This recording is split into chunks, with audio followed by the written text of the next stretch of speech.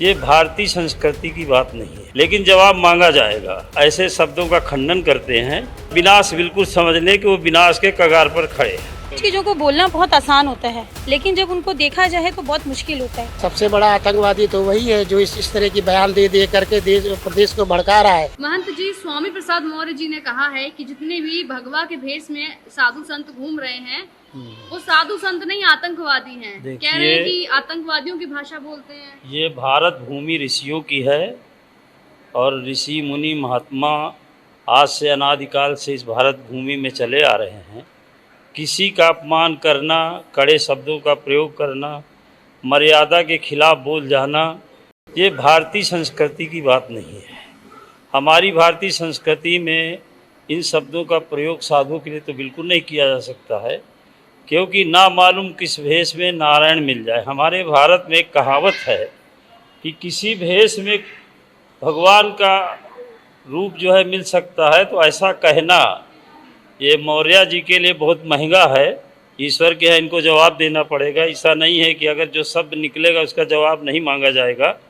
यहाँ कोई नहीं मांगेगा जवाब, लेकिन जवाब मांगा जाएगा।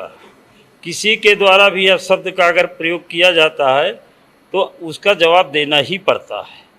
प्रकृति जवाब लेती है। प्रकृति के द्वारा अगर कोई मनुष्य सक्षम नहीं है जवाब लेने में, तो ये जो प्रकृति है, ईश्वर की बनाई हुई प्रकृति है, ये जवाब मांगती है। तो इसलिए हम ऐसे शब्दों का खंडन करते हैं। ऐसे शब्द का प्रयोग साधु, सन्यासी, महात्मा जो भी भारत भूमि में हैं उनके लिए बिल्कुल प्रयोग नहीं करना उचित है। अगर ऐसा शब्दों का प्रयोग किया है तो वो अपना विनाश बिल्कुल समझ लें कि वो विनाश के कगार पर खड़े हैं। क्योंकि साधु से देखिए, जब से भारत भूमि बनी है आपने बहुत से ऐसी कथाएं भी सुना होगा, ऐसा तमाम तरह की लीलाएं भी देखा हुआ कि जब जब साधु से लोग, साधु सन्यासी जो भी महात्मा हैं उनसे लोग टकराते हैं तो आखिरी में उसका विनाश का कारण बनता है। तो इसलिए ऐसा शब्दों का प्रयोग नहीं करना चाहिए जो खुद के लिए, देश का तो नुकसान मौर्य जी कुछ नहीं कर पाएंगे, समाज का भी नुकसान नहीं कर पाएंगे, वो अपना ही नुकसान कर लेंगे।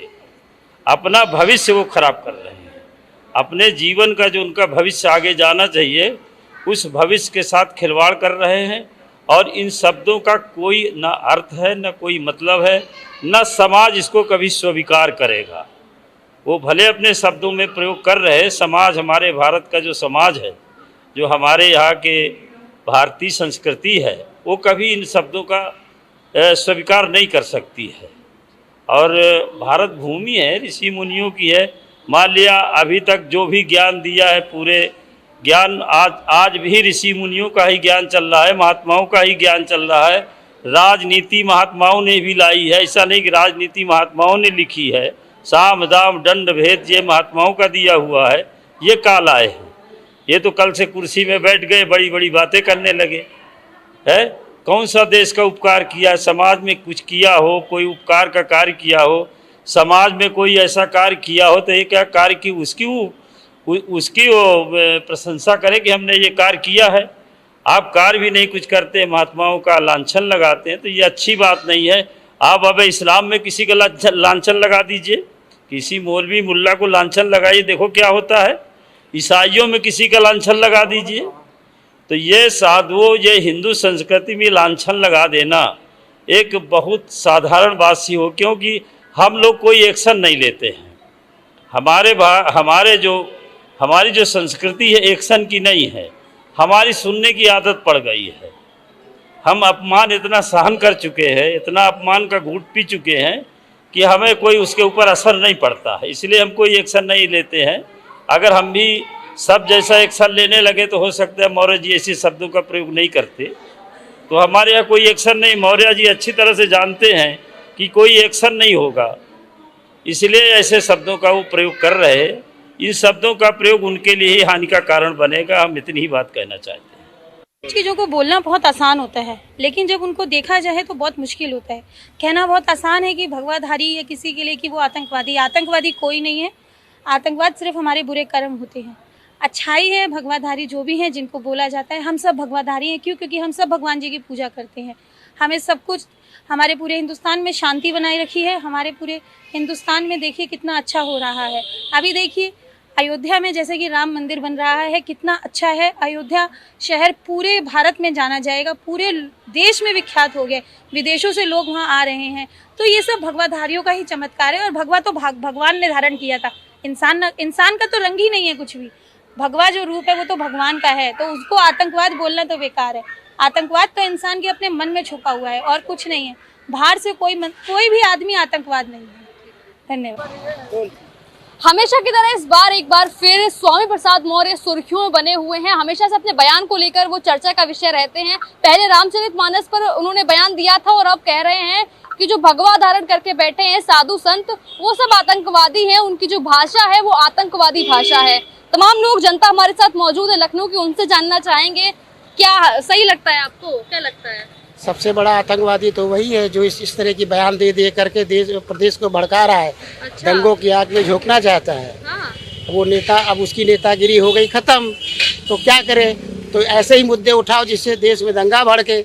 तो सबसे बड़ा आतंकवादी वही जो इस तरह काम कर रहा है। और हम तो उत्तर प्रदेश सरकार से डिमांड करते हैं, ऐसे जो बयानबाजी करते हैं उनको जेल में डाल देना चाहिए। अच्छा, दादा आपसे भी जानना चाहेंगे, क्या लग रहा है? स्वामी प्रसाद मौर्य जो हैं वो कह रहे हैं कि जो भगवा धारणी, जो गेरुआ रंग पहना हुआ है, वो सब वो भगवा के भेष में आतंकवादी हैं। जो इन्होंने कहा बिल्कुल सही कहा है। अच्छा। उत्तर प्रदेश सरकार सबसे बढ़िया, सबसे उत्तम, गरीबों के लिए बहुत अच्छी सरकार चल रही है। वो जो कुछ कह रहे हैं सब गलत है। अच्छा, इससे पहले उन्होंने रामचरितमानस से भी बयान दिया था कि रामचरितमानस का दोहा, वो भी गलत दिया उन्होंने। हाँ, गलत दिया, वो बदल दिया ना, गलत दिया था, गलत बयान दिया था। क्या लगता है क्या होना चाहिए? ऐसा जो बोलो जेल में डाल देना चाहिए, जेल में डाल देना चाहिए। और भी लोग यहाँ पर बताइए, जब वो भगवाधारी कह रहे हैं तो वो जिस धर्म को मानते हैं, न बुद्ध को मानते हैं, तो बुद्ध के लोग भी तो भगवा पहनते हैं, तो वो भी आतंकवादी हो गए उसके कहने के हिसाब से। तो ये तो बहुत, इस आदमी को तो वास्तविक जेल होनी चाहिए। बागेश्वर वाले बाबा पे भी उंगली उठा रहे हैं, कह रहे वो भी सब सरकार की भाषा बोलते हैं। अब जो सही है वही तो बोलेगा, चाहे वो कोई भी हो, वो पब्लिक के बीच में हो या भगवाधारी हो या कोई संत हो। जो देश को चाहिए, जो सही है और जो बोला है वो ठीक बोला है। और बताएं क्या चाहिए? अच्छा, और भी लोग हैं यहाँ पे, उन लोग से भी जान लेते हैं एक बारी। क्या लगता है आपको? जो स्वामी प्रसाद मौर्य ने बोला है कि आतंकवादी है भगवाधारी, ऐसा तो नहीं है। साधु संत के ऊपर आरोप लगाए हैं। नहीं, ये सब गलत कह रही है। जितने भी है सरकार के लिए जो गलत आलोचना है इसको नहीं करना चाहिए। सरकार को स्ट्रिक्ट से स्ट्रिक्ट कदम उठाने चाहिए इसमें। जो भी है अपनी तरफ से सरकार जो भी कर सके सरकार को। तो देखा आपने, ये थी हमारे साथ लखनऊ की जनता, जिनका साफ तौर पर कहना है कि जो स्वामी प्रसाद मौर्य हैं, जो धर्म और आस्था के इसको लेकर जो बयानबाजी दे रहे हैं वो पूरी तरीके से गलत है और इसके खिलाफ जो है वो कड़ी कार्रवाई करनी चाहिए। कैमरा पर्सन वीरेन के साथ स्कंदिता मिश्रा, न्यूज़ 1 इंडिया, लखनऊ।